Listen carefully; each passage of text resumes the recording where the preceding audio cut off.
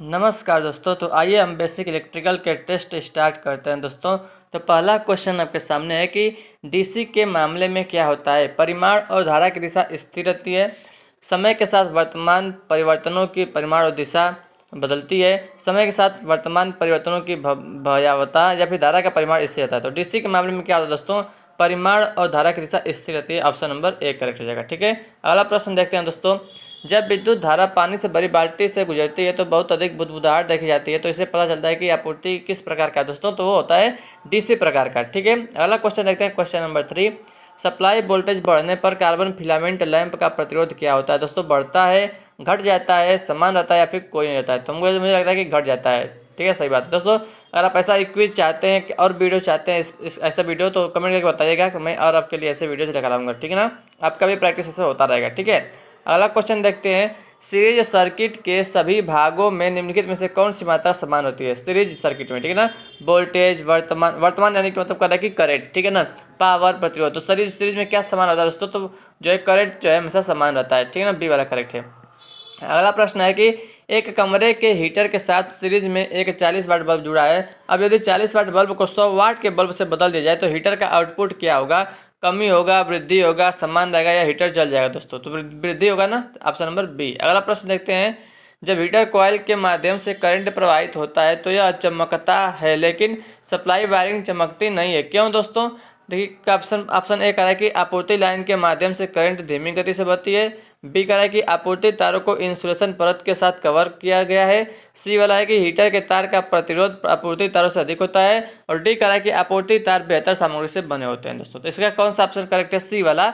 आप हीटर के तार का प्रतिरोध जो है आपूर्ति तारों से अधिक होता है, इसलिए हीटर जब हम चालू करते हैं तो हीटर जो एकदम तेज मतलब रोशनी देता है दोस्तों, लेकिन जो तार जिस तार से धारा जाती है वो तार नहीं जलता है। ठीक है, अगला प्रश्न है। ओम के नियम के तहत वैधता के लिए शर्त यह है कि ऑप्शन ए प्रतिरोध एक समान होना चाहिए, बी करंट प्रतिरोध के आकार के समानुपाती होना चाहिए, सी प्रतिरोध वायर बाउंड प्रकार का होना चाहिए, या डी पॉजिटिव एंड पर तापमान नेगेटिव एंड पर टेम्परेचर से ज़्यादा होना चाहिए दोस्तों। तो कहा कि ओम के नियम के तहत वैधता के लिए शर्त क्या होनी चाहिए, तो प्रतिरोध क्या होना चाहिए, एक समान होना चाहिए दोस्तों।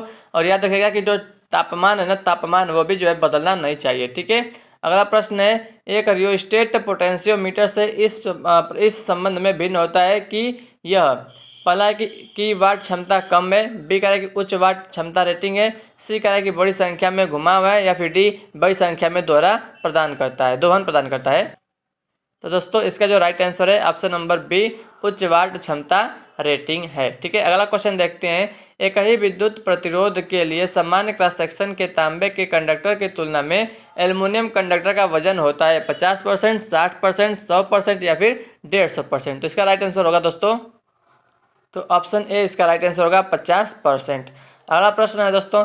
एक खुला अवरोधक यानी कि रजिस्टर की ओम मीटर के साथ जांच की जाती है तो ओम मीटर की रीडिंग क्या होगा दोस्तों। खुला है, ओपन सर्किट है, तो शून्य होगा, अनंत होगा, उच्च लेकिन सहनशीलता के भीतर होगा, या फिर कम लेकिन शून्य नहीं होगा दोस्तों। तो ओम मीटर है दोस्तों। तो अगर ओपन सर्किट का जो रेजिस्टेंस होता है वो कितना होता है दोस्तों, बताइए कितना होता है, शून्य होता है या फिर अनंत होता है। तो अनंत होता है ना, ऑप्शन नंबर बी करेक्ट हो जाएगा। ठीक है, अगला क्वेश्चन देखते हैं। वे सामग्री हैं जो अधिकांश धातुओं की तुलना में विद्युत चालकता से बहुत कम है, लेकिन विशिष्ट इंसुलेटर की तुलना में बहुत अधिक है। ठीक है, तो वैरिस्टर्स, थर्मिस्टर, अर्धचालक या फिर परिवर्तनीय प्रतिरोध। तो फ्रेंड्स इसका जो राइट आंसर होगा ऑप्शन नंबर सी, अर्धचालक। ठीक है, अगला क्वेश्चन देखते हैं। सभी अच्छे कंडक्टर में उच्च होता है, क्या उच्च होता है, चालन, रिलक्टेंस, तापीय चालकता। तो सभी अच्छे कंडक्टर में क्या उच्च होता है, चालन उच्च होता है, ऑप्शन ए।